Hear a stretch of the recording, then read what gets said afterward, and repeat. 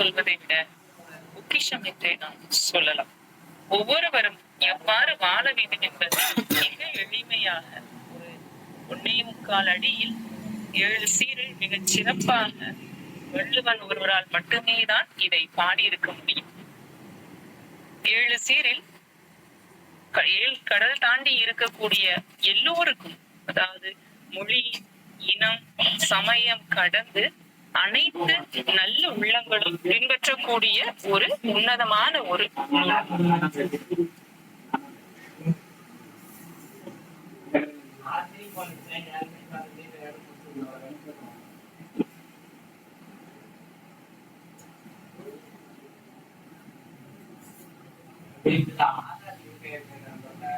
உன்னதமான ஒரு நூல்.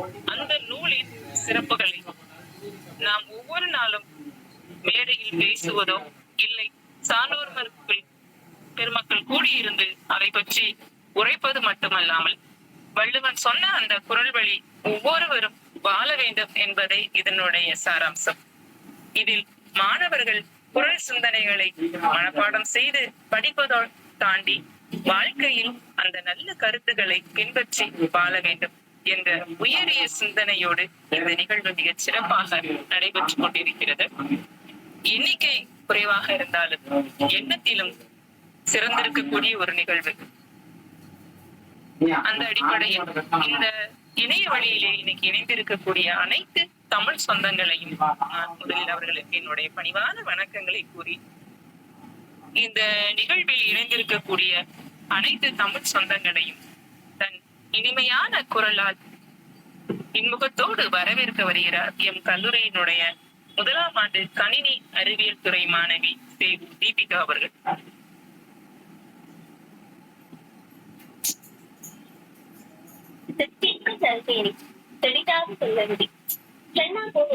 உலக பொதுகளை போன்ற உடல்நிலைகளை இவ்வுலக கொண்ட உயர்த்த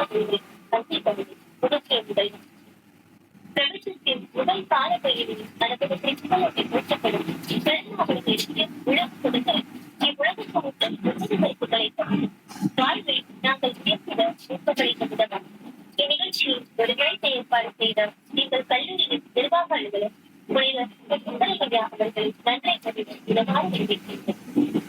கற்றது கைக்கு தரவு பல்லாண்டு உலகளவை படைத்திருந்தார். கடலளவு கற்பனை தமிழின் பெருமையில் தாங்கள் கற்றவரையும் எங்களுக்கு கற்பித்து எங்களை செம்மைப்படுத்தி நல்வழிப்படுத்திக் கொண்டிருக்கும் எங்கள் கல்லூரியில் தமிழ் துறையில் கல்வி பெறுவதற்கு பேராசிரியர் முனைவர்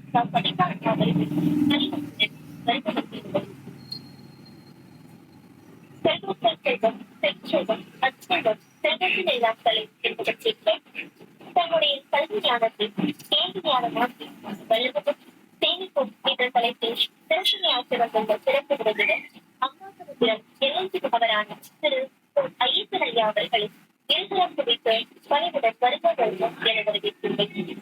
நன்றி வழங்குகள் நன்றி என்ற வார்த்தையை விட சிறப்பத்தை ஈடுபடுத்துவதுடன் அவ்வகையில் நிகழ்ச்சிக்கு வருகை குறித்து பெருமை காட்டி சிறப்பிகள் அனைவருக்கும் நன்றியுடன் வருகை செய்துள்ள எங்கள் கல்லூரியில் இளங்கலை ஆங்கிலம் 2ஆம் ஆண்டு பயிலும் மாணவர் ரமேஷ் அவர்களை தெரிவித்துள்ளேன். மேலும் தேன்குரலின் தேவை போட்டு அதன் பெருமையின் அகிலமைக்கு படைக்காற்றுவதுடன் பாதுகாப்பும் பேசும் என அதீத அறிவித்து எனது பெயராக மற்றும் அனைத்து தமிழ் ஆர்வலரும்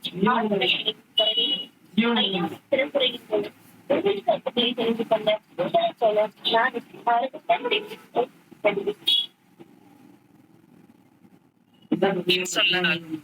இனிமையாக வரவேற்புரையாற்றிய செல்வி தீபிகாவிற்கு நெஞ்சார்ந்த நன்றிகள்.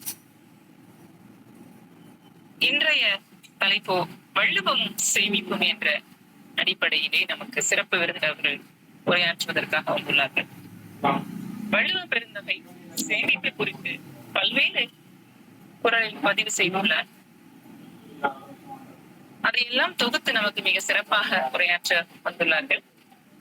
வழக்கம் போல் நாம் எப்போதும் ஒரு குறள் சிந்தனையோடு இந்த நிகழ்வினை தொடங்குவோம். அந்த அடிப்படையிலே இந்த தலைப்புக்கு பொருத்தமாக இருக்கும் என்று நினைக்கிறேன். வழியேறுதல் என்னும் அதிகாரத்தில் இடம்பெறக்கூடிய 478வது திருக்குறள். ஆகாறு அளவிட்டால் அளவிட்டதாயினும் கேடில்லை போகாது அகலா கடை. அதாவது இதில் வள்ளுவர் சொல்லக்கூடிய விஷயம் என்னவென்றால், ஒரு மனிதனுக்கு பொருள் வரக்கூடிய வழியினுடைய அளவு, அதாவது அவனுக்கு வருமானம் வரக்கூடிய அளவு சிறியதாக இருந்தாலும், வருமானம் குறைவாக இருந்தாலும், செலவு பெரிதாகாத போது, செலவினை அவன் குறைத்து செலவழிக்கும் போது அவனுக்கு அதனால் எந்த கேடும் உண்டாகாது. கேடில்லை போகாறு அகலா கடை என்பார். வருமானம் குறைவுதான், ஆனால் செலவு அதிகம் செய்யாமல் இருந்தால் அந்த குறைந்த வருமானத்திலும் அவன் மிகச் சிறப்பாக வாழ முடியும் என்பதை வள்ளுவர் இங்கே நமக்கு இந்த குறளில் பதிவு செய்திருப்பார். அதாவது இன்னைக்கு இருக்கக்கூடிய காலகட்டத்தில் மனிதனுடைய எண்ணம், ஆசையினுடைய அளவு அதிகம். நாம் இன்றைய கால சூழலில் நிறைய பொருள்கள் புதிதாக சந்தையில் விளம்பரப்படுத்துகிறார்கள். நாமளும் வாங்கி பயன்படுத்த வேண்டும் என்று நினைக்கிறோம். அந்த ஆடம்பர செலவு என்பது ஒரு அங்கீகாரமாக, நம்மளை அடையாளப்படுத்தக்கூடிய ஒரு விஷயமாக இன்று எல்லா மக்களும் நினைக்கின்ற ஒரு காலகட்டத்தில் இருக்கிறது. இங்கே வருமானம் போதவில்லை என்று சொல்வதை விட, இருக்கின்ற வருமானத்தில் மிக சிக்கனமாக வாழ்ந்தால் துன்பம் இல்லாமல் மகிழ்வான ஒரு வாழ்வை நடத்தலாம் என்பதை வள்ளுவர் நமக்கு அழகாக இந்த குறளிலே கூறியிருப்பார். இன்றைய சிறப்பு விருந்தினர் வள்ளுவமும் சேமிப்பும் என்ற அடிப்படையிலே நமக்கு உரையாற்ற வருகிறார்கள். அவர்களை பற்றி சொல்ல வேண்டும் என்றால், நம் அம்பலவான பகுதியில் பிறந்தவர். LIC ஐயப்பன் என்று எல்லோராலும் மிக சிறப்பாக அழைக்கப்படக்கூடியவர். LIC முகவர். அது மட்டும் இல்லாமல் சொந்த தொழில், வியாபாரம், LIC பணி தாண்டி ஆன்மீக சொற்பொழிவு, பல கோவில் நிகழ்ச்சிகளுக்கு ஆன்மீக பேச்சாளர்களை ஒருங்கிணைத்து அனுப்புவது, செயல்படுத்துவது என்ற அடிப்படையிலும் பணியாற்றுகின்றார். அம்பை தமிழ் இலக்கிய பேரவையினுடைய செயற்குழு உறுப்பினர், பாரதி விழா குழுவினுடைய அமைப்பிலும் உறுப்பினராக பங்கு எடுத்துள்ளார். இப்படி அவர் கல்லூரிக்கு சென்று பட்டங்கள் பல வாங்காமல் இருந்தாலும், ஆனால் பட்டம் வாங்கக்கூடியவர்களோடு சகலமாக, சரளமாக உரையாற்றக்கூடிய ஒரு பண்பாளர் அவர். இது நம்மளுடைய ஏற்கனவே இந்த நிகழ்விலே உரையாற்றி உள்ளார்கள். மீண்டும் அந்த நம் நிகழ்விற்கு வருகை தந்து பேசுவதற்காக இணைந்துள்ளார். நல்ல பேச்சாளர். அதை தாண்டி இன்னொரு விஷயம், ஒரு பேச்சாளர்களை விமர்சனம் செய்யக்கூடிய, அதாவது எது சிறந்த பேச்சு, அந்த பேச்சில் என்ன சிறப்பு, அதில் என்ன குறைபாடு இருப்பது என்பதை மிக துல்லியமாக ஆராய்ந்து பார்க்கக்கூடிய ஒரு விமர்சகராக இருக்கக்கூடியவர். அது மட்டுமல்லாமல் அவருக்கே உரித்தான ஒரு பாணி, அந்த நக்கல், நையாண்டி எல்லாம் அவருடைய பேச்சிலே இயல்பாகவே வரும். ஒரு பாசமிகு ஒரு சகோதரர். தமிழ் மீது ஒரு ஆர்வம், சமயங்கள் மீது அவருக்கு ஒரு பற்று. நம் பகுதியில், அம்பாசமுத்திரம் பகுதி, பல கோவில்கள்ல அந்த நிகழ்ச்சி ஒருங்கிணைப்பு பணியை மிகச் சிறப்பாக செய்து கொண்டிருக்கிறார். அவருக்கு தமிழ் ஆர்வம் இருப்பதை அறிந்து கொண்டு அவரை நம் நிகழ்ச்சிக்கு எப்போதெல்லாம் சிறப்புரையாளர்கள் தேவைப்படுகிறார்களோ அப்போதெல்லாம் தொடர்பு கொள்ளும் போது நான் பேசுகிறேன் என்று, நேற்றைக்குதான் சொன்னேன், நான் பேசுகிறேன் என்று அவரை முன்வந்து ஒத்துக்கொண்டார். அதில் எனக்கு மற்றற்ற மகிழ்ச்சி. இந்த நிகழ்விலே மிகச் சிறப்பாக, ஏன்னா இன்னைக்கு அவருடைய துறை சார்ந்த செய்திகளை வள்ளுவத்தோடு ஒப்பிட்டு கூறுகிறார்.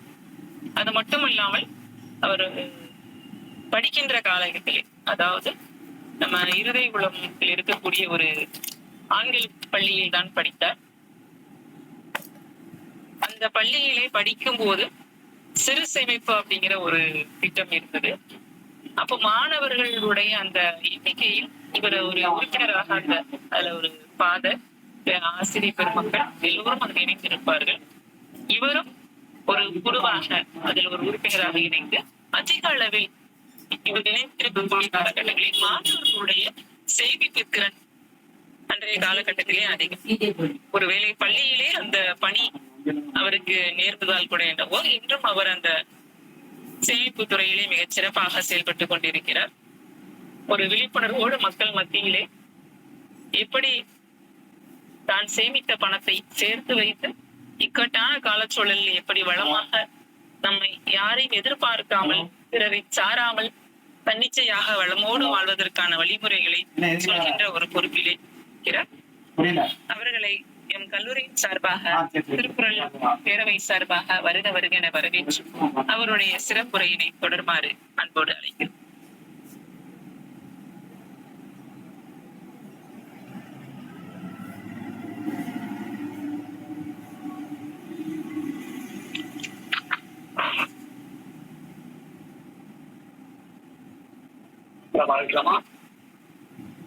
தம்பி ஆரம்பிச்சிருங்க. கதிர் விரித்து பிளவுகிற கடல் பிடித்து சூடாற்றல் முதுமை மிகு நிலப்பரப்பில் முதல் தோன்றுகிற நதிபெருமுன் முதல் தரும் பதிமதுரை பெருவழியில் பாண்டியின் கை பார்ப்பதில்லை. என்னை நான் வணங்குவதும் நீ என்னை வாழ்த்துவதும் அன்னை மகத்திலேயே அழகிலே என்பதனால் உன்னை வளர்த்துவதும் உன் புகழ் சேர்ப்போம். உன்னை வளர்த்துவதும் உன் புகழ் சேர்ப்போம். திருவள்ளுவர் கல்வியின் உலக சேவையை வாழ்க்கை வழங்கி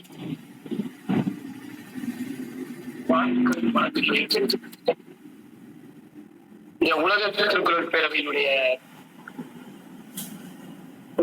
நடத்தி கொண்டிருக்கின்ற, அதாவது சொல்லுவாங்க, அமைதியில் மறுபுறம் நம்ம சார்பிட்டு சொல்லலாம். சுந்தரம் ஐயாவை அவங்க அமைதியா இருந்து அவங்களுடைய செயல் எல்லாமே நல்ல சிறப்பாக செயல்படும் அப்படிங்கிறதுக்கு வாரந்தோறும் இது ஒரு எடுத்துக்காட்டு. ஏன்னா ஐயா சீனி பிரிவுடைய முதல்வராகவும் இருக்கிறாங்க, அந்த பள்ளியினுடைய கல்லூரியினுடைய நிர்வாக அதிகாரியாக இருக்கிறாங்க. இதையும் திறம்பட செய்து வருகிறாங்க. ஐயா உங்களுடைய சிறப்பு ஐயா அவர்களை வணங்கி அருமையாக வரவேற்பையாற்றிய எனது அன்பு சகோதரி தீபிகா அவர்களின் நல்ல குரல்களும் மிக்க என்னுடைய அன்பு சகோதரி, இன்னும் பல, அதாவது இந்த தமிழ் இலக்கிய பேரவையினுடைய இளம் பேச்சாளர்களை இளம் கவிஞராக மாதந்தோறும் கவிதை வாசித்துக் கொண்டிருக்கின்ற என்னுடைய சகோதரி இன்னும் பல சாதனைகள் புரிய வேண்டும், இன்னும் பல இடங்களில் அல்லது பேச்சாளராக ஆக வேண்டும் என்னுடைய வாழ்த்துக்களோடு, அடுத்ததாக என்னை அறிமுகம் செய்து ஏற்கனவே ஒரு முறை மேடம் பேசுவாங்க அப்படின்னு சொன்னாங்க. இப்ப 2ஆம் முறை நேற்று பெரியது அது எப்படின்னு தெரியல, ஆள் கிடைக்கல காண்டி மேடம் கூப்பிட்டாங்களா என்னங்கிறது தெரியல. மேடம் அதை கேட்டாங்க. சரி மேடம், உங்க ரிலேட்டட் தான் பேசுங்க அப்படின்னாங்க. சரி அப்படின்னு சொல்லி ஒத்துட்டேன். முதல் மேடத்துக்கு ஒரு 15 நாளைக்கு முன்னாடி அறப்பணி செம்மல்ங்கிற ஒரு விருதும் திருமுறை நெறி செல்வர் விருதும் வழங்காங்க. அதற்கு நான் சார்ந்திருக்கிற ஆயுள் காப்பீடு கழக முகவர் சங்கம் சார்பாகவும், என்னுடைய நான் சார்ந்திருக்கிற பாரதி விழா குழுவின் சார்பாகவும், அம்பை தமிழ் இலக்கிய பேரவையின் சார்பாகவும் மேடம் அவர்களுக்கு என்னுடைய வாழ்த்துக்களை தெரிவித்துக் கொள்கிறேன். மேடத்தை சொல்லலாம், காமராஜர் எப்படி குழந்தைகளுக்கு கல்விய கொடுக்கணும் அப்படின்னு நினைச்சாரோ அதே மாதிரி இவர் ஒரு பெண் காமராஜர் என்றே சொல்லலாம். இவர்கள் சுற்றி எப்பொழுதும் குழந்தைகளோடு தான் இருப்பாங்க. தன்னுடைய கல்லூரி மாணவர்கள் மாணவிகள் இவர்களுக்கு ஏதாவது ஒன்று தமிழ் இலக்கிய பேரவையா இருக்கட்டும், அது ஏதாவது ஒரு நிகழ்வுலையா இருக்கட்டும், அவர்களை பங்கு பெற செய்து தானும் அதை பயன்படுறாங்க.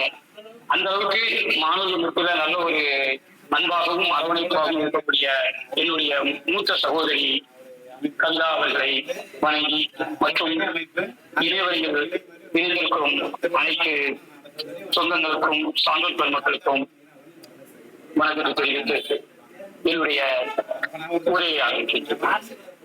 அதாவது வலுவும் செழிப்பும் அப்படின்னு தலைப்பு என்ன பேசலாம் அப்படிங்கிறது ரொம்ப யோசிச்சுட்டே இருந்தேன். அப்படிங்கும்போது சேமிக்கிறத பத்தி நிறைய இப்ப பண்டைய காலத்துல இருந்து நிறைய விஷயங்கள் சேமிக்கிறத பத்தி சொல்லிட்டு இருக்காங்க. நம்ம பண்டைய கால முறையில பாத்தீங்கன்னா அந்த காலத்துல பாட்டி இந்த அஞ்சரை பெட்டின்னு ஒன்று சொல்லுவாங்க, அதுல கூட துட்டு போட்டு வச்சிருப்பாங்க.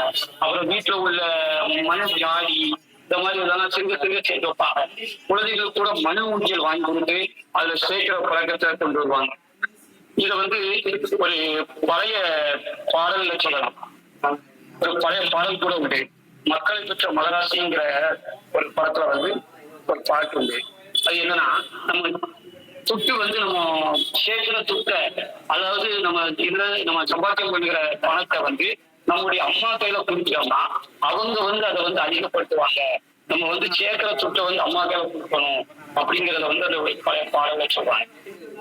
அதை பாட்டு பாடுறேன், சொல்றேன். மனப்பாற மாடு கட்டி மாயவரம் கேறு குட்டி வயக்கால மீன் போடு சின்ன தண்ணி அப்படின்னு ஆரம்பிக்கும் அந்த பாடல்.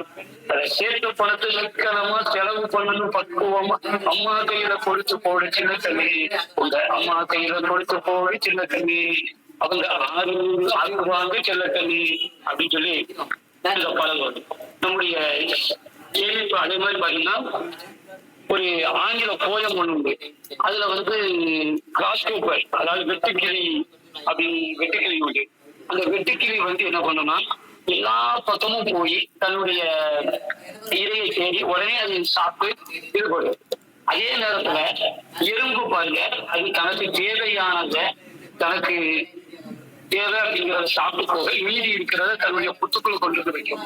இந்த யானையாகட்டும் விலங்கினங்கள் எல்லா விலங்கினங்களாகட்டும் அவங்களுக்கு தெரியும். அந்த விலங்கினங்களுக்கு எறும்புக்கு கூட தெரியும் மழை பெய்யற காலம் எப்போ, மழை எப்பொழுது பொழியும் அப்படிங்கிறது தெரியும். நமக்கு கூட மழை பெய்யற காலம் தெரியாது. அந்த எறும்பு இந்த மிருகங்களுக்கு வந்து தெரியும். எறும்புக்கு வந்து மழை பெய்யற காலம் வந்து 7 மணி நேரத்துக்கு முன்பதாகவே தெரியும் அப்படின்னு சொல்லி ஒரு ஆய்வுல சொல்றாங்க. அதனாலதான் எறும்பு வந்து சேமிச்சு வச்சிருக்கு அப்படிங்கறது சொல்லுவாங்க. இந்த சுனாமி, இந்த இயற்கை சீற்றத்துல எல்லாம் பாத்தீங்கன்னா எந்த ஒரு மிருகமும் அழிந்ததா இல்லை. மிருகம் அழிந்தது அப்படின்னு சொன்னோம்னா அது என்னன்னா நம்ம கெட்டி போட்டு வளர்ந்துக்கோங்க, அந்த மிருகங்கள் மட்டுமே அழிஞ்சதை தவிர ஃப்ரீயா உள்ள மிருகங்கள் எதுவுமே வந்து அழியலை. நம்ம சூழல் இருந்தது, அப்புறம் வந்து நம்ம கெட்டி போட்டு வளர்த்த மிருகங்கள் மட்டும்தான் அழிந்த தவிர மற்ற எந்த மிருகங்களும் அழியல. அதுதான் நம்ம வந்து நம்மளுடைய வாழ்க்கை டிரான்ஸ்போர்ட் மாதிரி, அதாவது வெட்டுக்கிளை மாதிரி நம்மளுக்கு கிடைக்கிறத சாப்பிட்டு கிடைக்கிறத வாழ்ந்துட்டு இருக்கிறோம். அது இல்லாம நம்ம வந்து ஒரு எறும்பு போல அப்படி இருக்கணும் அப்படிங்கறத சொல்லுவாங்க. நம்மளுக்கு வந்து இப்போ ஒரு ரீசெண்டா எடுத்துட்டா இப்போ ஒரு 3-4 வருஷமா எல்லா தினமும் எப்படிதான் ஞாபகம் இல்லை, திடீர்னு பார்த்தா இப்போ ஒரு வாரத்துக்கு முன்னாடி பார்த்தா உடன்பிறப்பு தினம், இப்படி அந்த தினங்கள்லாம் இதுக்கு முன்னாடி இருந்ததா இல்லையா அப்படிங்கிறது எனக்கு தெரியல. ஒவ்வொரு தினங்களுக்கும் புதுசா ஒவ்வொரு தினமும் வருது. ஆனா 1925 வந்து முதல்ல வந்து உலக சிக்கன தினம் அப்படின்னு சொல்லி அக்டோபர் 31 கொண்டாங்க. அந்த உலக சிக்கன தினத்தை வந்து உலக சிறு சேமிப்பு தினம் அப்படின்னு கூட சொல்லலாம். அந்த சிறு சேமிப்பு பற்றி மேடம் வந்து நான் கூட மறந்துட்டேன், மேடம் அதை எடுத்து கொடுத்தாங்க எனக்கு. 1996 வந்து 98 நான் வந்து 8ஆம் வகுப்பு படிக்கும் போது எங்க ஸ்கூல்ல நான் ஒரு சம்பவத்தை மேடம் ஞாபகம். எங்க பள்ளியில வந்து எப்படின்னா சிறு சேமிப்பு வந்து மாணவர்கள் வந்து அவங்க கையில இருக்கிற ரூபாய் 1 ரூபாயில இருந்து எவ்வளவு நாளும் சரி வந்து சிறு சேமிப்புல வந்து கொடுத்துருப்பாங்க. அவங்களுக்கு ஒரு அட்டை போட்டு கொடுப்போம். அந்த அட்டையில சிறு சேமிக்கிற பணம், அதுக்கு இருந்து பணம் கேட்கறது அதெல்லாம் எடுத்து கொடுத்துட்டு இருப்போம்.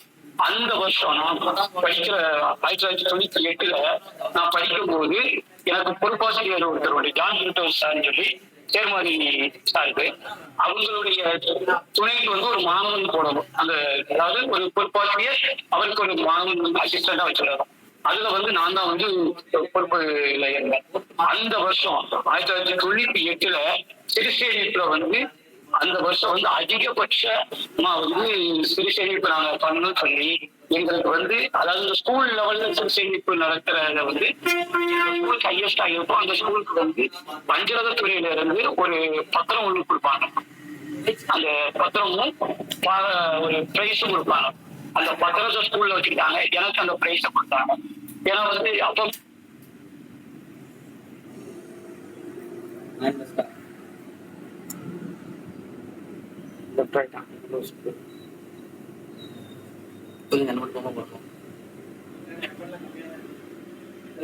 அந்த சேமிக்கிற பழக்கத்துல இருந்ததுனால அந்த வருஷம் வந்து எனக்கு அது கிடைச்சது, அது ஒரு பெருமையா இருக்குது. என்னவோ தெரியல, இப்பவும் நான் அந்த அது ரிலேட்டடா இருக்கேன் அப்படின்னு சொல்லி அந்த ஆசிரியர் என்ன வந்து அப்போ கடந்த மாதம் பார்க்கும்போது அவரும் அதை ஞாபகப்படுத்தாரு. அதான் எனக்கு நடந்து சொன்னாங்க. மேடம் இல்ல சார் வந்து சொன்னாங்க அப்படின்னு. அவர் என்ன பண்ற பாத்தீங்க ரிலேஷன் கூட இருக்கு அப்படிங்கிற போது அவர் சொன்னாரு, ஞாபகம் அவனுக்கு சொல்லி தட்டு நீ எனக்கு கீழே இருக்கும்போது நம்ம ஸ்கூல்ல கையெழுத்து பண்ணணும், பிரைஸ் வாங்கணும் அப்படிங்கிறத. அது மாதிரி பாத்தீங்கன்னா சேமிக்கிறத சொல்லுவாங்க. இளமையில் சேமித்து முதுமையில் கை கொடுக்கும். எப்போது செலவு போக நீதியை சேமிக்காது. எப்போதும் செலவு போக நீதியை சேமிக்காது. சேமித்தது போக செலவு பண்ணி அப்படிங்கிறத சொல்லுவாங்க. நம்முடைய சேமிப்ப நம்முடைய இதை வந்து பெண்களிடம் வந்து கொடுக்கணும். அவங்க வந்து அதை வந்து பல மடங்கு ஆக்குவாங்க. நம்மளுடைய பணத்தை வந்து அவங்களுக்கு கொடுத்தோம்னா அவங்க அதை பத்திரமாக வச்சிருப்பாங்க அப்படிங்கிறத சொல்லலாம். அதாவது பட்ஜெட் போடுறதுல வந்து பெண்களை வந்து இன்ஜினுக்கு யாரும் இல்லை அப்படிங்கிறத சொல்லலாம். அதுக்கு எடுத்துக்காட்டா கூட நான் அரசியல் பேசுறதில்லை, நான் எடுத்துக்காட்டா கூட சொல்லலாம்.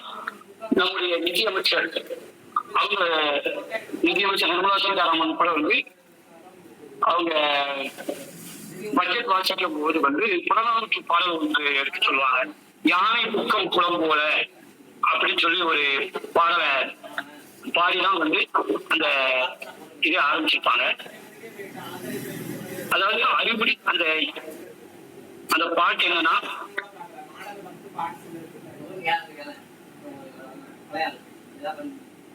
யானை புக்க குளம் போல அப்படிங்கிற ஒரு பாடல் ஆரம்பிச்சிருப்பாரு. அந்த பாட்டுக்கு விளக்கம் என்னன்னா, யானைக்கு வந்து எப்படி ஒரு வயக்காடை கொடுத்து அந்த வயல்ல போய் யானைய போய் சாப்பிட்டுக்க அப்படின்னு சொல்லி அதை மேய ஊட்டோம்னா அதுல கிடைக்கிறது அந்த யானையானது அதுல கையில கிடைக்கிறது போல அது வாயில போகிறத விட காலில் விதிப்பட்டு கையில விதிப்பட்டு வெளியே போறதுதான் அதிகமா இருக்கும். அது உண்ணுத உணவோட அது சாப்பிடுற பயக்கோளோட வெளியே சிந்திக்கிறதுதான் அளவு அதிகமா இருக்கும் அப்படிங்கிறத சொல்லலாம். அதே இத அந்த யானைக்கு நம்ம அதுல இருந்து அழகா அறுத்து கொடுத்தோம்னா அந்த கொடுத்துருக்க அளவு ஃபுல்லாமே அதுக்கு போய் சேரும் அப்படிங்கறத அந்த இதை சொல்லுவாங்க. எப்படி சொல்லுவாங்க, ஒரு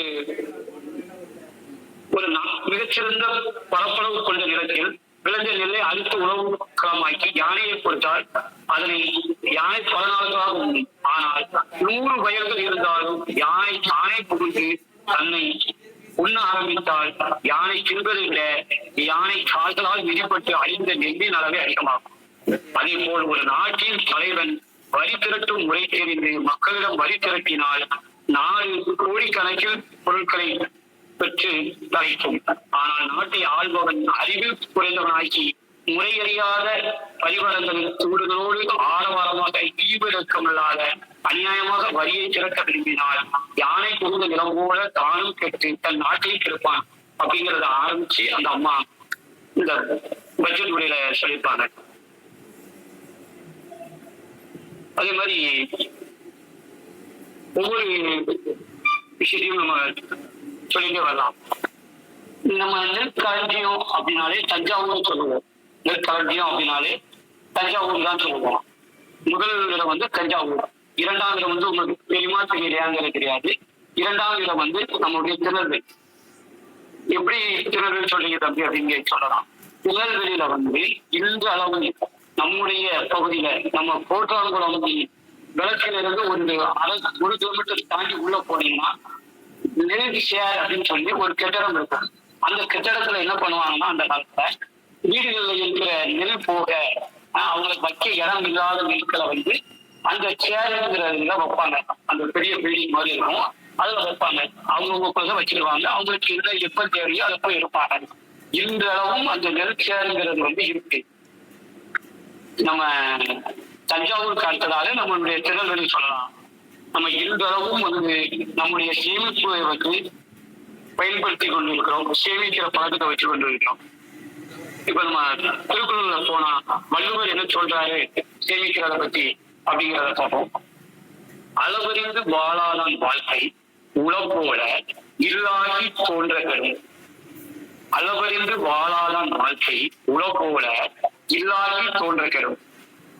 எந்த ஒரு மனிதனும் தம்மிடம் உள்ள பொருளின் பணத்தை அளவை அறிந்து செலவுகளை செய்ய பழக வேண்டும். அவ்வாறின்றி வகைத்தொகை இல்லாமல் தான் தோன்றித்தனமாக செலவழித்தால், அளவை அறியாத வாழ்க்கை வாழ்ந்தால் அவர்களது பலமானது இருப்பதைப் போலவே தோன்றும். ஆனால் கொடுத்து வாழ்ந்தால் அவர்களது கொடுத்து திடீரென இல்லாமல் மறைந்துவிடும். அளவு தெரியாமல் செலவழிப்ப பணம் தோற்றம் மயக்கம் மாற்றாது. அதாவது பணம் இருக்கிற மாதிரி தெரியும், நம்ம செலவு செஞ்சுக்கிட்டே இருப்போம், அளவில்லாத செலவுகளை செஞ்சுக்கிட்டே இருப்போம்.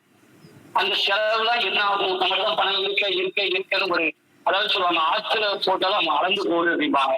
நம்ம வரவு வந்து 50 ரூபா வருதுன்னா நம்ம 100 ரூபாய் செலவழிப்போம். ஒரு படத்துல கூட உண்டு, வரவு 8 செலவு 10 அதிகம் துண்டனா அப்படின்னு சொல்லி ஒரு பாடல் கூட உண்டு. அந்த மாதிரி நம்ம வரவுக்கு மீறி செலவு செய்யக்கூடாது. நம்மளுடைய வரவு என்னங்கிறத பார்த்து செலவு செய்யணும். அப்படி செய்யலைன்னா நம்மகிட்ட வரவு இருக்கிற மாதிரி ஒரு தோற்றம் அளிக்குமே தவிர அது வந்து முறையா இருக்காது அப்படிங்கிறத அந்த 429வது குறள்ல சொல்லியிருப்பாங்க. அடுத்த குறள்ல வந்து பாத்தீங்கன்னா, ஆட்சியின் அளவறிந்து மீக அது பொருள் போற்றி வழங்கும் நெறி. ஆட்சியின் அளவறிந்து மீக அது பொருள் போற்றி வழங்கும் நெறி. ஈதல் அப்படின்னா கொடுத்தல் அப்படிங்கிறது தெரியும். இந்த இடத்துல வந்து பொருள் தானம் கொடுத்தல். இத நான் சொன்ன மாதிரி ஆத்துல போட்டாலும் வளர்ந்து போடு அப்படிங்கிற மாதிரி அந்த பொருள் தானம் கொடுத்தல் ஈதல் அப்படிங்கிறது. எந்த ஒரு செயலுக்காகவும் பணம் கொடுத்தால் அல்லது செலவு செய்தாலும் இதழ் அழகும். இங்கே ஈக என்ற கட்டளை சொல் வழங்குக என்ற பொருளை தாங்கி நிற்கிறது. அந்த வகையில் ஆற்றின் அளவு அறிந்து ஈக, அதாவது ஆற்ற வேண்டிய செயலின் தன்மையை அறிந்து கொண்டு அதற்கு தகுந்தால் போல் பணத்தை செலவு செய்க. அவ்வாறு அளவறிந்து செலவழிப்பதே பொருளை போற்றி வழங்குகின்ற நெறிமுறையாகும். பணம் மதிப்புக்குரியது. பண மதிப்பு இருந்தால்தான் மனிதனுக்கு முக மதிப்பு. ஆகையால் பணத்தின் மதிப்பை அறிந்து அதனை உரிய வகையில் செலவழிக்க வேண்டும் என்றார் வள்ளுவர் பெருந்தகை. நம்முடைய வரவுக்குள் செலவை கட்டுவதன் மூலம் சிக்கனம் கடைபிடிக்கப்படுகின்றது. இந்த சிக்கனத்தின் மூலமே சேமிப்பு நிகழ்கிறது. அதாவது நம்ம வந்து சிக்கனமாய் இருந்தாதான் நம்ம செலவுல சிக்கனம் பண்ணாதான் சேமிக்க முடியும். நம்ம வந்து ஒரு 100 ரூபாய் வருமானம் வாங்குறோம் அப்படின்னா ஒரு 80 ரூபாய் செலவு செஞ்சு ஒரு 20 ரூபாய் நம்ம வந்து சேமிப்பு பண்ணலாம். அதுவும் சிக்கனமா இருந்தா அந்த 20 ரூபாய் சேமிப்பு பண்ணலாம் அப்படிங்கறத சொல்லுவாரு. இந்த சேமிப்பை பொருள் வளத்தில் முதலீட்டாக விதைக்கப்படுகிறது. ஆகையால் வருமானம் எவ்வளவு சிறிதாக இருந்தாலும் அதற்குள் எவ்வளவு சேமிக்க முடியும் என்பதை முதலில் நாம் சிந்திக்க வேண்டும். நமது செலவுகளில் முதல் செலவு சேமிப்புக்கான பண ஒதுக்கீடாக இருக்கிறது. நம்ம என்ன செலவு செய்யறோம்னா சேமிக்கிறது தான் ஃபர்ஸ்ட் செலவா இருக்கணும் அப்படிங்கிறத சொல்றாரு. இப்போ உதாரணத்துக்கு எங்க துறையை எடுத்துக்கிட்டா மக்கள் வந்து அன்னைக்கு அந்த மாசம் ஏதாவது ஒரு கஷ்டம்னா உடனே அவங்க நினைக்கிறது அந்த எல்ஐசி பணத்தை எடுத்து நம்ம செலவு செஞ்சுக்கிறோம், அடுத்த மாசம் கட்டிக்கலாம் அப்படிங்கிற தள்ளி போகும் செய்யறாங்க தவிர நம்ம வந்து அதை செய்யணும், அது வந்து நம்முடைய சேமிப்பு நம்முடைய வருமானம் தான் அப்படிங்கிறத நினைச்சு முதல் சேவிங்ஸா முதல் செலவா சேவிங்ஸ் பண்ணணும், சேவ் பண்ணணும் அப்படிங்கிறத சொல்லுவாரு. நமது வருமானத்தில் முதல் செலவு சேமிப்பு என்ற வகையில் ஒரு குறிப்பிட்ட தொகையை சிறு சேமிப்பாக ஒதுக்கி வைக்க வேண்டும். இந்த தொகையை எந்த வகையிலும் வேறு செலவுக்காக பயன்படுத்தக்கூடாது. ஒருவேளை இத்தொகையை அவசர காலத்தில் செலவிடுவோமே ஆனால் அது வங்கி கணக்கில் சேமிக்க வேண்டும். அதான் இப்போ நிறைய டெபாசிட் எல்ஐசி இல்லாம போஸ்ட் ஆபீஸ் வங்கி நிறைய வகையில வந்து சேமிக்கிறதுக்கு வந்து நிறைய மக்கள்கிட்ட வந்து இப்ப இருக்கு. நிறைய மக்கள் பாத்தீங்கன்னா கிராமங்கள்லயும் இன்றளவு வந்து அந்த சேமிக்கிறது வந்து பெரிய விஷயமா இருக்கு. ஒரு 4 வருஷத்துக்கு முன்னாடி வந்து பொட்டல்புதூர் கிராமத்துல வந்து அதாவது 100 பாலிசி ஒரு கிராமத்துல வந்து 100 பாலிசிகள் எடுத்தா அந்த கிராமத்துக்கு வந்து பீமா கிராமம் சொல்லி எல்ஐசில இருந்து அந்த கிராமத்துக்கு ஒரு அங்கீகாரம் வந்து அந்த கிராமத்துக்கு வந்து எல்ஐசில இருந்து ஒரு பொருள் வாங்கி கொடுப்பாங்க. அந்த வகையில இன்னைக்கும் நீங்க பாத்தீங்கன்னா பொட்டல்புதூர் பஸ் ஸ்டாண்ட்ல வாட்டர் இருக்கும், வாட்டர் பியூரிஃபை தண்ணி குடிக்கிறதுக்கு இன்னைக்கு வரைக்கும் அது எல்ஐசி இருக்கும். அது என்னுடைய அருமை சகோதரர், என்னுடைய மூத்த சகோதரர் தில்லை சுப்பிரமணியன் அவர்களுடைய முயற்சியால் அந்த கிராமத்துக்கு வந்து பீமா கிராமம் அப்படிங்கிறது வந்து இருந்தது. அந்த கிராம மக்களிடம் இருக்கின்ற சேமிப்பு பழக்க வழக்கங்கள் வந்து நம்முடைய பெருநகர்களில் இருக்கிற மக்களிடம் வந்து இருக்க மாட்டேங்குது. சேமிப்பு அப்படிங்கிறது வந்து பாத்தீங்கன்னா ஆரம்பத்துல இருந்தே ஒவ்வொரு விஷயமும் நம்ம இரும்பா இருக்கட்டும், நம்முடைய மக்கள் எப்படி சேமிக்கிறாங்க அப்படிங்கிறது அந்த குடும்ப கிராமம் வந்து ஒரு எடுத்துக்காட்டு. அதே மாதிரி வந்து சேமிப்புக்கு ஒரு கதையும் நிறைவாக சொல்லி முடிக்கலாம்னு இருக்கிறேன். கஷ்டப்பட்டு நம்ம சேமிக்கணும் அப்படிங்கிறதுக்கு வந்து ஒரு கதை. ஒரு விறகு வெட்டி, அவரு விறகு வெட்டிட்டு இருக்கிறாரு. அவருக்கு நம்ம எவ்வளவுதான் விறகு வெட்டியும் நம்மளுடைய வருமானம் விறகு விட்டு நம்மளுடைய வருமானம் காண மாட்டேங்குது, நம் மனைவி கூலி வேலை செய்யறாங்க காண மாட்டேங்குன்னு சொல்லி அவர் வந்து அந்த ஓய்வு நேரத்துல அவர் யோசிச்சுட்டே இருக்கிறாரு. அவருக்கு 4 பெண் குழந்தை. அந்த பெண் குழந்தைகளை வச்சு நம்ம ரொம்ப கஷ்டப்படுறோமே, நம்மளுக்கு ஒரு வருமானம் வந்து நிலையான வருமானம் இல்லையே, நம்ம என்ன செய்யலாம் அப்படின்னு சொல்லி அவர் மத்தியான நேரத்துல அவர் ஓய்வு எடுத்துருக்க போது சிந்திச்சுட்டு இருக்காரு. அப்போ அவர்கிட்ட வந்து கடவுள் வந்து சொல்றாரு, கவலைப்படாத, உனக்கு நான் வந்து நாளைக்கு ஒரு ஆள் அனுப்புறேன், அவரும் வந்து ஒரு விஷயம் உனக்கு சொல்லுவாரு. அதாவது ஒன்றும் இல்ல, உனக்கு எப்படி 4 குழந்தை இருக்கோ அதே மாதிரி இன்னொரு குழந்தைய நீ வளர்க்க வேண்டியிருக்கும். அந்த குழந்தைய நீ வளர்த்துட்டு அந்த குழந்தைக்கு வந்து நீ ரொம்ப சாப்பாடு கொடுக்க வேண்டாம், மாசத்துக்கு ஒரு முறை நீ சாப்பாடு கொடுத்தா போதும். 12 மாசம், ஒரு வருஷத்துக்கு 12 தடவை சாப்பாடு கொடுத்தா போதும். எப்படி உன் குழந்தைகளுக்கு நீ தேடி சாப்பாடு கொடுக்குறியோ, உன் குழந்தைகளுக்கு நீ என்னெல்லாம் வாங்கி கொடுக்குறியோ அதெல்லாம் குடி. ஆனா இந்த குழந்தைக்கு அந்த அவர் கொண்டு வர அந்த குழந்தைக்கு நீ மாசத்துல ஒரு தடவை, வருஷத்துக்கு 12 தடவை நீ சாப்பாடு கொடுத்தா போதும். அது வந்து நீ உனக்கு எவ்வளவு முடியுமோ அந்த அளவுக்கு கொடுத்தா போதும் அப்படின்னு சொல்லி சொல்றாரு. அப்போ இவர் கேட்கிறாரு, ஐயா நானே இவ்வளவு கஷ்டப்படுறதுக்குன்னா எப்படி முடியும் அப்படின்னு. உன்னுடைய வருமானத்துல, உன்னுடைய வருமானம் உன்னுடைய மனைவி வருமானத்துக்கு ஒரு சிறிது சேமிச்சு அந்த குழந்தை கொடு, அது உனக்கு காலத்தை உனக்கு காப்பாற்றும் அப்படின்னு சொல்றாரு கடவுள். சரி அப்படின்னு சொல்லிட்டு இவர் வந்து அந்த மனைவிட்ட விஷயத்த சொல்றாரு. முதல்ல வந்து மனைவியில வந்து வெளியே நடக்கிறத அப்படியே வச்சு சொல்லணும். ஏன்னா மனைவி வந்து ஒரு மந்திரி அப்படின்னு சொல்லி வந்து புராணத்திலே உண்டு. அவங்க வந்து அதற்கான தக்க சொல்யூஷன் சொல்லுவாங்க. அதுக்காக வந்து சேவிங்ஸ் வந்து பெண்களிடம் தான் உண்டு. இன்னைக்கும் பாத்தீங்கன்னா நம்ம ஏதாவது செலவுக்கு வீட்டை கொடுத்துட்டு போயிருப்போம், வந்து இது செலவுக்கு ஏதோ பைசா இருக்கா அப்படின்னா உடனே நீங்க போன வாரம் கொடுத்துருந்ததே எனக்கு 50 ரூபா மிச்சம் எடுத்து வெட்டி மஞ்சள் கழுவி டப்பாலையோ இதுல இருந்து எடுத்து தருவாங்க. நம்மளுக்கு இல்லாத நேரத்துல கூட பயன்படும் 5000 ரூபாய். அப்படி வந்து அதனால இவர் வந்து மனைவிட்ட வந்து அப்படி சொல்றாரு.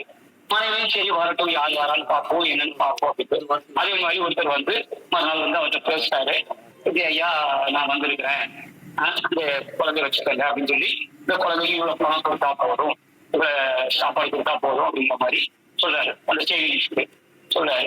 இவரும் ஒரு 10 வருஷமா வேலை பார்த்துட்டே இருக்கிறாரு. அந்த அம்மாவும் குடும்பத்தை நடத்திட்டு இருக்காங்க, அவங்க வேலைக்கு போய் பண்ணிட்டு இருக்காங்க. திடீர்னு அவருக்கு ஒரு இறப்பு ஏற்பட்டு, அவர் மரம் விட்டு போன இடத்துல மரம் அவர் மேல தாண்டி அவர் இறந்து போயிருக்காரு.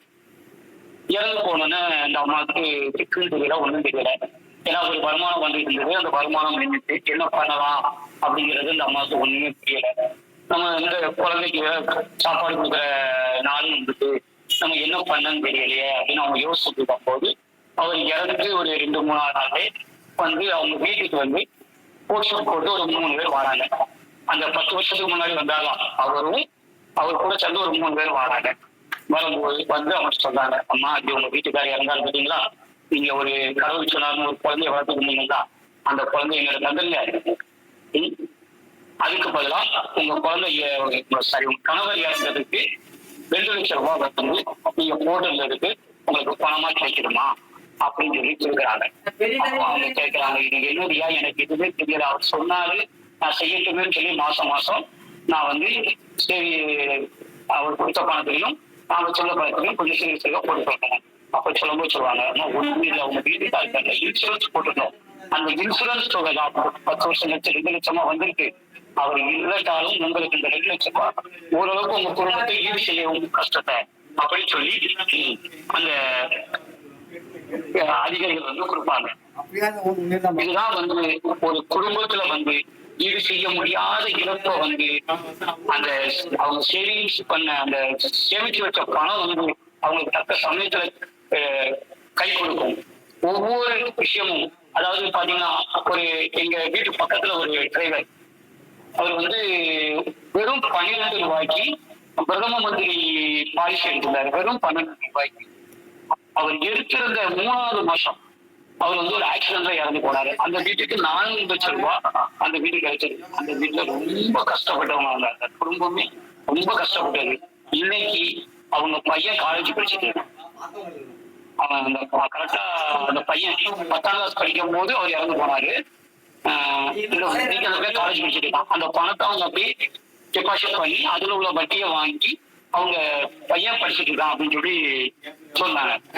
அந்த மாதிரி நம்மளுடைய சேமிப்பானது எப்படி இருக்கணும் அப்படிங்கறத வந்து வள்ளுவர் அழகா நம்மளுக்கு குரல் விளக்கம் கொடுத்திருக்கிறாரு. கடைசியா ஒரே ஒரு விஷயம் வந்து என்னன்னா, நம்முடைய வள்ளுவர் வந்து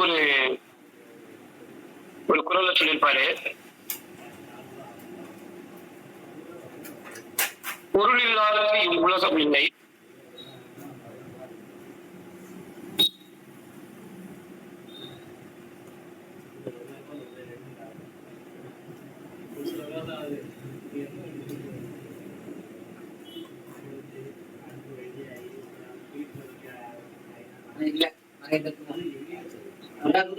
மன்னிக்கவும் ஒரு சின்ன இதாயிடுச்சு.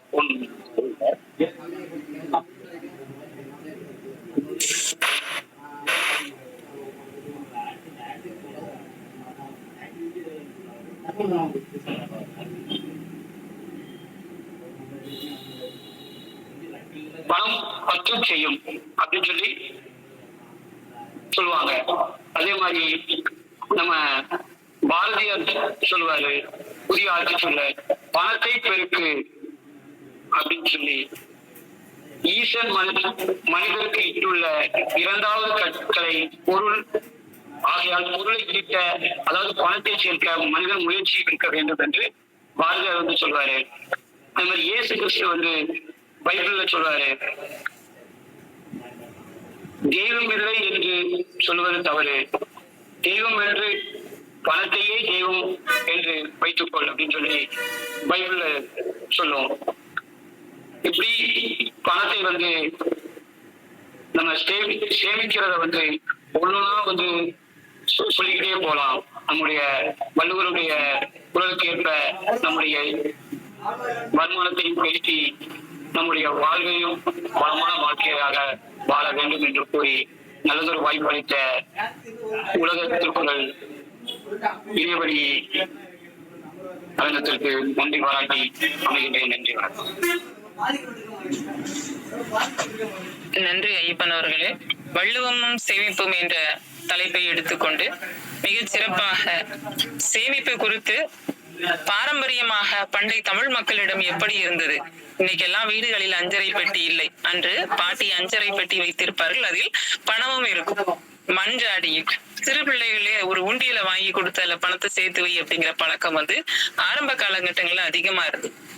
அது என்னன்னா, இன்னும் நம்ம அந்த பெண்கள் தான் அதிகமா வந்து சேமிப்புக்கு முக்கியத்துவம் கொடுக்குறாங்க. அதுல நடைமுறையில் நம்ம பார்த்த ஒரு விஷயம் தான், இந்த 2000 ரூபாய் நோட்டு செல்லாது அப்படிங்கிற ஒரு தகவல் வரும்போதுதான் எவ்வளவு பெண்கள் தன் வீடுகள்ல கணவனுக்கும் பிள்ளைங்களுக்கும் தெரியாம அடுக்கலையிலேயும் அந்த அரிசி பாத்திரம், பருப்பு டப்பா, ஒவ்வொரு இடத்துலயும் அவங்க சேர்த்து வைத்த தொகையை பாத்தீங்கன்னா, சாதாரணமான நடுத்தர குடும்பத்திலேயே அந்த பெண்கள் வந்து ஒரு 20,000க்கு மேலேயே நிறைய தாய்மார்கள் சேர்த்து வைத்திருந்தார்கள். அந்த அளவுக்கு பெண்களிடம் சேமிப்பு என்பது அதிகம் இருந்தது என்பதை உங்களுடைய பேச்சிலே ஆணித்தரமாக எடுத்து வைத்தீர்கள். நன்றி. திரைப்பட பாடலோடு அப்போ அம்மா கிட்ட சேர்த்து வைக்கிற பணத்தை வந்து சிக்கனமா நீ அம்மா கிட்ட கொடுத்தா நிறைய அவங்க இன்னும் 100 10 ஆக்குவாங்க, 10 1000 ஆக்குவாங்கன்னு சொல்லி அழகா அந்த பாடலோடு ஒப்பிட்டு சொன்னமே அருமையாக இருந்தது. ஆங்கில போயத்திலே இடம்பெறக்கூடிய அந்த செய்தி சிறப்பா இருந்தது. வெட்டுக்கிளி, எறும்பு, இந்த ரெண்டையும் ஓமை கூறி இப்ப எல்லா விலங்கினங்களுக்கும் ஒரு கடவுள் கொடுத்த ஒரு நுண் அறிவு என்பது தனக்கு ஏற்படக்கூடிய ஆபத்தை அது உணர்ந்து கொண்டு பாதுகாப்பா பத்திரமா இருந்துரும். அதான் இயற்கை அழிவுகள் எல்லாம் நம்ம வீடுகள்ல கட்டி வளர்த்த உயிரினங்களுக்கு தான் அழிவு இருந்துச்சு. சுதந்திரமாக தெரியக்கூடிய எந்த விலங்குகளும் அழியல. இப்ப நாம எறும்பு மாதிரி இருக்கணும். இன்னும் பாத்தீங்கன்னா அந்த உழைப்புக்கும் சேமிப்புக்கும் ஒரு சிறந்த ஒரு எடுத்துக்காட்டு எறும்பு அப்படிங்கிற உயிரினத்தை நம்ம சொல்லலாம். அளவுல சிறுசு, ஆனா நம்ம அதை மேற்கோள் காட்டி நீங்கள் சொன்ன விதம் அருமையாக இருந்தது. உலக சேமிப்பு தினத்தை குறித்து அந்த செய்தி பதிவு செய்தமை நன்றாக இருந்தது.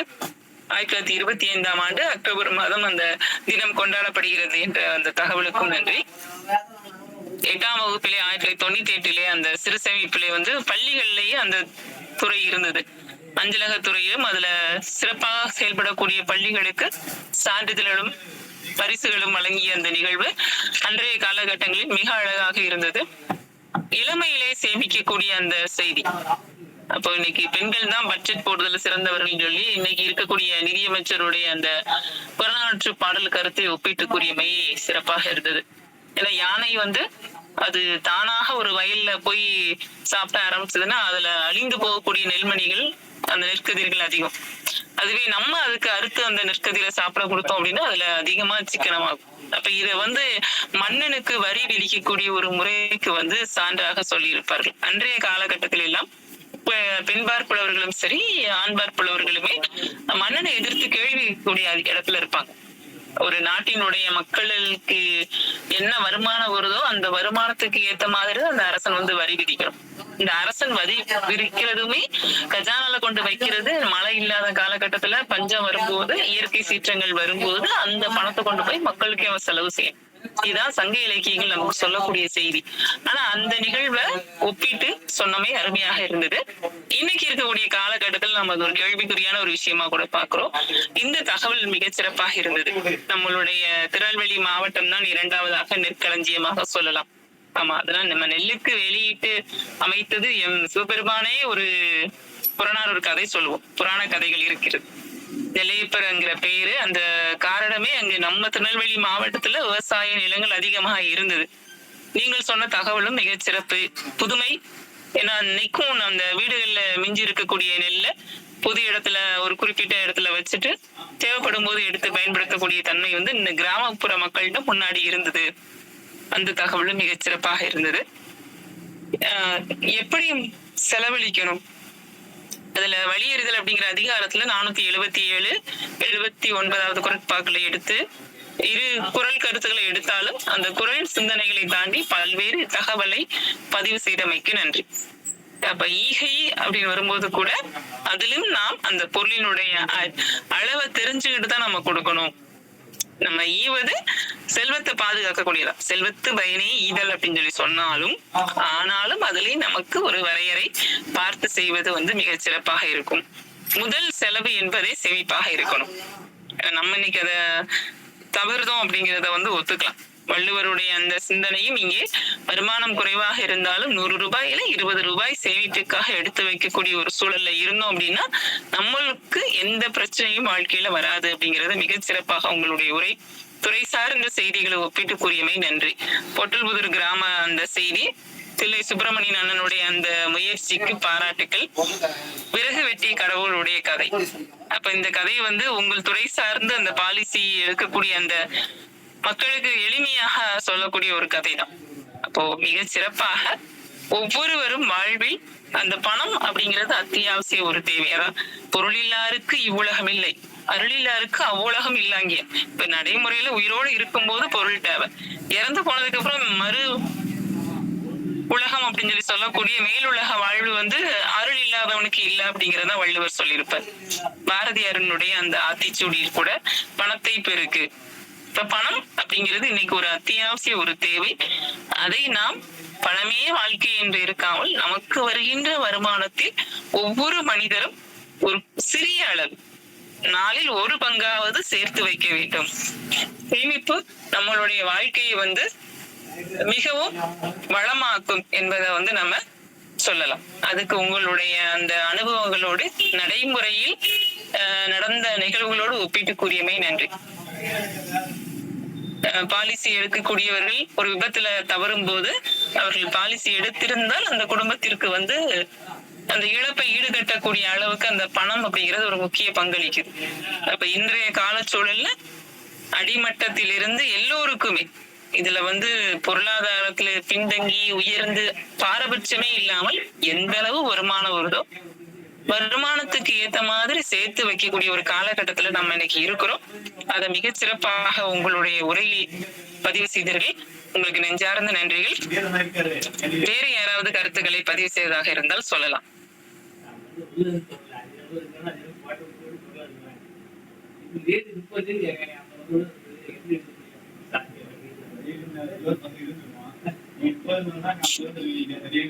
நாருமுனவன் சார் ஏதாவது சொல்ல விரும்புறீங்களா?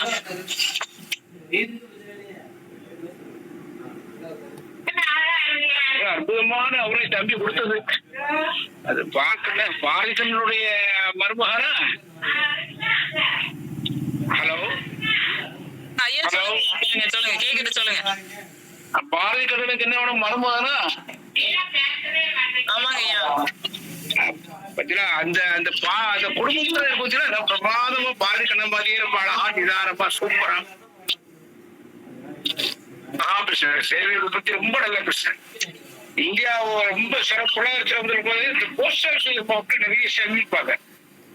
அந்த காலத்துல எதுனாலும் போஸ்ட் ஆஃபீஸ் தான் சேமிப்பு வங்கியா இருக்கும். ஒரு காலகட்டத்துல அமெரிக்காவுடைய பொருளாதாரம் வீழ்ந்த போது அது திருப்பி ரொம்ப கஷ்டப்பட்டு இந்தியா அந்த சிக்கலை சமாளிச்சு ஈஸியா கடந்து போயிட்டோம். எப்படி காரணம்னா நம்முடைய மக்களுடைய சேமிப்பு ஏராளமா போஸ்ட் ஆபீஸ்ல இருந்ததுனால, தபால் துறையில இருந்ததுனால அந்த பணம் அந்த பொருளாதாரத்தை சமாளிப்பதற்கு மிக உதவியாக இருந்தது. ஒரு கடுமையான காலகட்டத்துல இந்தியாவில தான் அந்த சேமிப்பு பழக்கம் ஜாஸ்தியா உண்டு.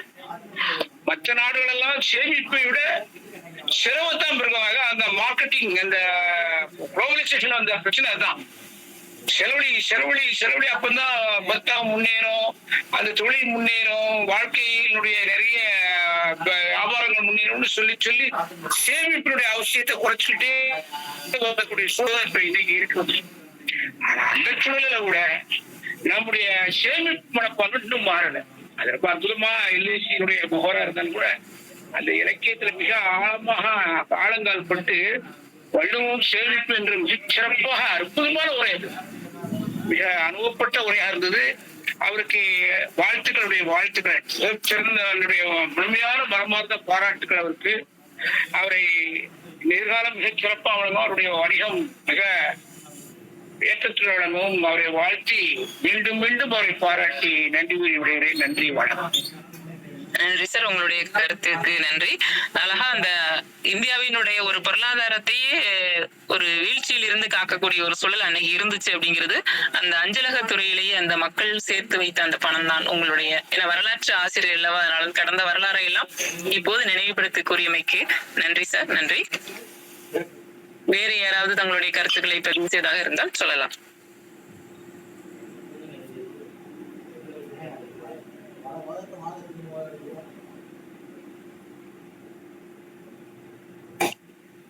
மிக சிறப்பாக இன்றைய நிகழ்வினை எங்களுக்கு ஏற்பாடு செய்து கொடுத்த எங்களுடைய நிர்வாக அதிகாரி முனைவர் சுந்தரமையா அவர்களுக்கு உலக திருக்குறள் பேரவை கிளை சார்பாக நெஞ்சார்ந்த நன்றிகளை தெரிவித்துக் கொள்கிறேன். வரவேற்புரை ஆற்றிய அன்பு குழந்தை செல்வி தீபிகா அவர்கள் எப்போதுமே சிறப்பு விருந்தினர் சொல்வது போல எல்லா இலக்கிய மேடைகளுக்கும் நாம் அழைத்த உடனே கலந்து கொள்ளக்கூடியவர்கள். மிக சிறப்பாக தன்னுடைய கதை எழுதக்கூடியவர்கள். மேடையிலே ரொம்ப சரளமா நன்றா பேசக்கூடிய ஒரு மாணவி. வரவேற்புரை ஆற்றிய செல்வி தீபிகா அவருக்கு நெஞ்சார்ந்த நன்றிகள். இன்றைய சிறப்பு விருந்தினரை உரைக்கும் நெஞ்சார்ந்த நன்றி. ஏன்னா தம்பி சொல்லும் போது ஆள் இல்லைன்னு கூப்பிட்டாங்களோ அப்படின்னா அதுல நம்மளுடைய அன்பு சகோதரர்கள் இலக்கிய அமைப்பு இலக்கிய பேரவை திருக்குறள் அறக்கட்டளை இதுல இருக்கக்கூடிய பொறுப்பாளர்களை உறுப்பினர்களை அடிக்கடி எங்களுடைய நிகழ்விலை பயன்படுத்திக் கொள்கிறோம். ஏன்னா எண்ணிக்கை குறைவு, மாணவருடைய எண்ணிக்கை. எங்களுக்கு எளிமையாக அழைத்தவுடன் ஆர்வத்தோடு ஒத்துக்கொள்ளக்கூடிய தமிழ் சொந்தங்கள் இருப்பதனால் அந்த தமிழ் சொந்தங்களையே நாங்கள் திரும்ப திரும்ப அழைக்கிறோம். வேறு ஒன்றுமில்லை. உங்களுடைய உரைக்கு நன்றி. மிக சிறப்பாக உங்களுடைய உரை இருந்தது. திருக்குறள் கதை நடைமுறை சிந்தனையோடு விளக்கியமைக்கு நன்றி.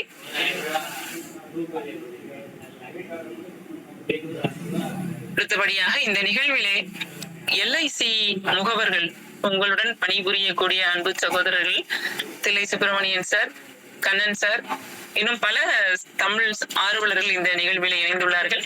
என்னுடைய முன்னாள் மாணவர் ராஜசேகரர், பேராசிரியர்கள் மணிமேகா, நார்முநாதன் சார். இடையில 2 நிகழ்ச்சிக்கு அவங்க வரல. ஆனா எப்போதுமே திருக்குறள் சார்ந்த எந்த நிகழ்வாக இருந்தாலும் அவர்கள் ரயில் பயணத்துல கூட இந்த நிகழ்வில் பங்கெடுப்பார்கள். பங்கெடுப்பதோடு மட்டுமல்லாமல் கலந்து கொண்டு சிறப்புரையை பேசக்கூடியவருடைய உரையையும் பாராட்டி தங்களுடைய கருத்துக்களை பதிவு செய்வார். அப்படிப்பட்ட ஒரு சிறந்த பண்பாளர் வரலாற்று ஆசிரியர் நார்முநாதன் சார் அவர்களுக்கும் நெஞ்சார்ந்த நன்றிகள். இணைய வழியில் இணைந்த அனைத்து பேராசிரியர் பெருமக்களுக்கும், தமிழ் சொந்தங்களுக்கும், மாணவ செல்வங்களுக்கும் திருக்குறள் பேரவை கிளை சார்பாக நெஞ்சார்ந்த நன்றிகளை தெரிவித்துக் கொள்கிறேன். நன்றி. மீண்டும் அடுத்த வாரம் வியாழக்கிழமை இரவு 7 மணி அளவில் வேறொரு குரல் சிந்தனையோடு சிந்திப்போம் என்று கூறி விடைபெறுகிறேன். நன்றி.